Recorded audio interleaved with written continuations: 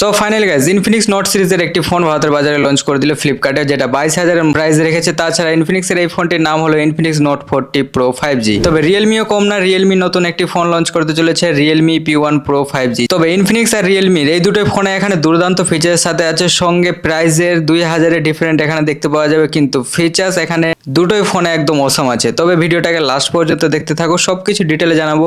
তবে note 40 pro আর P1 pro 5G দুটোই ফোনের মধ্যে এখানে কোনটি বেস্ট স্মার্টফোন হতে চলেছে সবকিছু জানাবো এই ভিডিওতে। ভিডিওটাকে লাস্ট পর্যন্ত দেখতে থাকো। তার আগে বন্ধুরা ছোট্ট একটা রিকোয়েস্ট, যদি চ্যানেল নতুন থাকো চ্যানেলটিকে সাবস্ক্রাইব করে ভাইটাকে সাপোর্ট করো, আর ভিডিওটাকে অবশ্যই একটা লাইক করে দিও। চলো তাহলে বন্ধুরা বেশি দেরি না করে ভিডিওটি শুরু করা যাক। তবে বন্ধুরা সর্বপ্রথম বলি ইনফিনিক্স নোট 40 প্রো, যেটা ফ্লিপকার্টে লঞ্চ হয়েছে 21,999 টাকায়। তাছাড়া এখানে ফিচার্স একদম দুর্দান্ত আছে, ডিজাইন তো দেখতেই পাচ্ছ স্ক্রিনে। আর রিয়েলমি নতুন ফোন লঞ্চ করতে চলেছে রিয়েলমি P1 প্রো 5G। তবে ফোনটির এখানে ডিজাইন স্ক্রিনে তোমরা দেখতে পাচ্ছ, দুটোই ফোনের ডিজাইন অনেকটা ডিফারেন্ট দিয়েছে। যেটা রিয়েলমিতে দেখতে পাচ্ছ ব্যাক প্যানেলে সার্কেল টাইপের ক্যামেরা মডিউলের সাথে আছে। তাছাড়া ইনফিনিক্সে দেখতে পাচ্ছ বক্স টাইপের আছে, যেটা ট্রিপল রিয়ার ক্যামেরা সেটআপের সাথে আছে। তবে দুটো ফোনের এখানে ডিজাইনের দিক থেকে রিয়েলমির ফোনটি একদম ডিজাইন সেরা দিয়েছে। তাছাড়া ফোনটির এখানে ফ্রন্ট ভিউয়ের কথা বলতে গেলে দুটোই ফোন এখানে সেন্টার পাঞ্চলের সাথে ডিসপ্লে দিয়েছে। তাছাড়া ইনফিনিক্সের ডিসপ্লে আছে 6.78 inch full HD plus curve super AMOLED এর সাথে ডিসপ্লে দিয়েছে, যেখানে ডিসপ্লে ব্রাইটনেস আছে 1300 নিটস ব্রাইটনেস এর সাথে দিয়েছে ডিসপ্লেতে। তাছাড়া এখানে 120 হার্টজের রিফ্রেশ রেটের সাথে আছে। তবে ডিসপ্লেতে এখানে ইনফিনিক্স এর কোনো কম রাখেনি। তবে রিয়েলমিও কম না, এখানে 6.78 ইঞ্চ ফুল এইচডি প্লাস এর সাথে ডিসপ্লে দিয়েছে কার্ভ সুপার অ্যামোলেড এর সাথে, যেখানে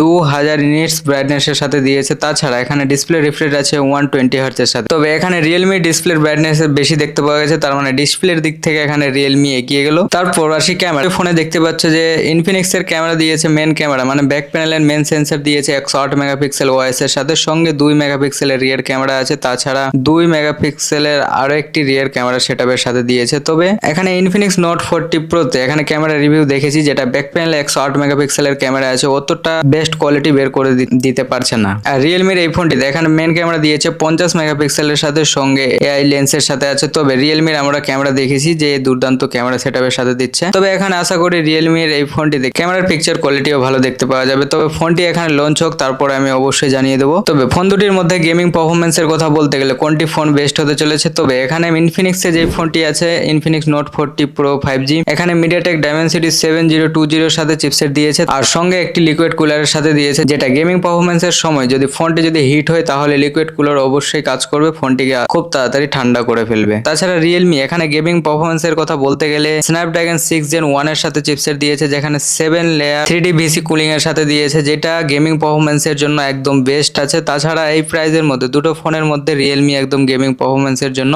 বেস্ট একটি স্মার্টফোন দিয়েছে, যেটা 20,000 এর মধ্যে লঞ্চ হতে চলেছে ভারতের বাজারে। তবে ইনফিনিক্স নোট 40 প্রো এখানে র্যাম আর রোমের কথা বলতে গেলে এখানে 8GB র্যামের সাথে বেস্ট ভ্যারিয়েন্ট লঞ্চ করেছে 256GB স্টোরেজের সাথে। তাছাড়া এখানে রিয়েলমির ফোনটিতে এখন র্যাম ফিচার্স লিক্স হয়ে আসেনি। তাছাড়া এখানে আশা করি আমার অনুমানিক 256GB স্টোরেজের সাথে দেখতে পাওয়া যেতে পারে। তবে দুটোই ফোনে এখানে ডুয়াল স্পিকারের সাথে দেখতে পাওয়া যাবে, দুটোই ফোনে এখানে কুলিং সিস্টেমের সাথে আছে। তবে অ্যান্ড্রয়েড 14 এর সাথে দুটোই ফোন আমাদের বাজারে দেখতে পাওয়া যাবে, আর দুটোই ফোনে হেডফোন জ্যাকের সাথে থাকবে। আরেকটি ফিচার্স হলো যে দুটোই ফোনে এখানে সুপার অ্যামোলেড সাথে ডিসপ্লে হওয়ার কারণে এখানে দুটোই ফোনটিতে ইন ডিসপ্লে ফিঙ্গারপ্রিন্ট সেন্সরের সাথে দিয়েছে। তবে ইনফিনিক্স এর এই ফোনটিতে JBL টার্ন স্পিকারের সাথে দিয়েছে। আর ফোনগুলির এখানে ব্যাটারির কথা বলতে গেলে এখানে ইনফিনিক্স এর ব্যাটারি 5000 mAh এর সাথে দিয়েছে, সঙ্গে ওর রাউন্ড 45 ওয়াটের ফাস্ট চার্জারের সাথে আছে। তাছাড়া 20 ওয়াটের ওয়্যারলেস চার্জারের সাথেও ইনফিনিক্স এর এই ফোনটিতে দেখতে পাওয়া যাচ্ছে। আর রিয়েলমি P1 প্রো 5G ফোনটির এখানে 5000 mAh এর সাথে ব্যাটারি দিয়েছে, 45 ওয়াটের সাথে ফাস্ট চার্জারের সাথে দিয়েছে। তবে দুটোই ফোনের এখানে ফিচার্স দুর্দান্ত দিয়েছে। তাছাড়া এখানে দুটোই ফোনের মধ্যে বেস্ট এর কথা বলতে গেলে এখানে